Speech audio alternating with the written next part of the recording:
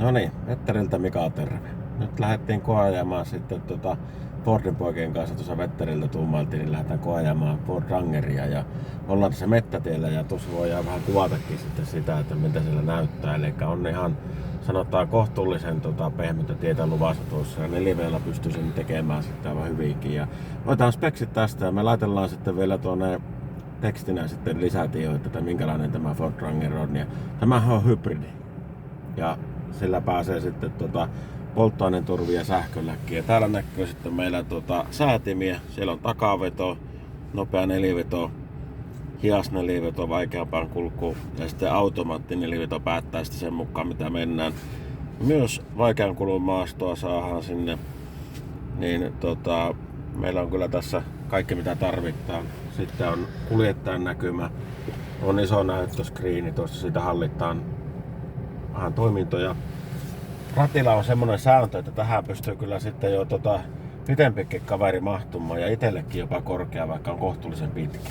Mutta lähdetään ajamaan kuule ja katsellaan, että miltä se Fordi tuntuu ja vaikuttaa. Tämä on automaattilouvalla tosiaan ja otetaan siitä vaikka vähän sitä parempaa sivukuvaa ja muuta videota siihen. Ei muuta kun lähdetään tielle ja metsätielle ja semmoiselle tielle, että tänne varmastikin erämies ja hirvimies syksyn mittaan ajelee ja muukin metsänkulkija, luontoihminen niin haluaa mennä, niin tällaiset onnistuu hyvinkin. Ollaanpa kohta kuulolla paremmin.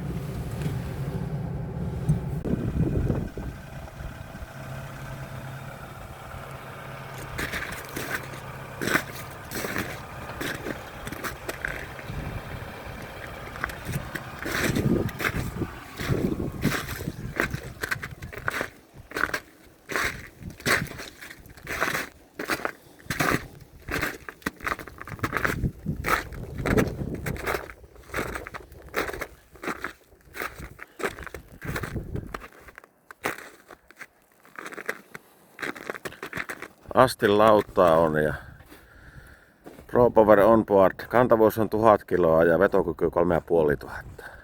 Ladattava hybridi on kyseessä Ford Ranger. Tälle saadaan varattua koeajua ja voin näyttääkin. Tuossa vähän nyt tavaraa on takana, mutta ei anneta häiritä. Sinne mennääpi tavarat aivan hyvinkin. Oli sitten metsämies tai nainen tai kuka tähän liikkeellä, niin saadaan sinne kyllä kamppeet ja tyylikkäästi vaikka koko perhe liikkumaan. Tämähän on tosiaan double cappi.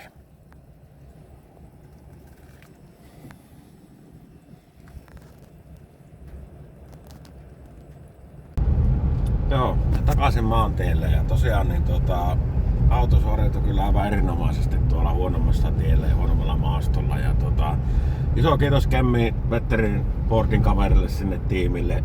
Sai testiin tämän Rangerin tähän, saatiin siitä hyvää video ja katsottua, että mihin se oikein kykenee. Ja toki, että aivan semmonen loppuunsa oleva offroad, niin sitähän sille ei tietenkään kehattu lähteä tekemään. Mutta tie oli pehmyt ja haasteellinen ja sitä olisi, sanotaan suoraan sanottuna, niin moni auto on ollut ihmeessä, että sen verran paksusti siellä oli sitä vesihyhmää ja pehmyttä. Mutta ei mitään, aivan loistavaa oli käydä testaamassa ja kiitos ja palataan. Tervetuloa Kemi Vetterille, ollaan kuulolla.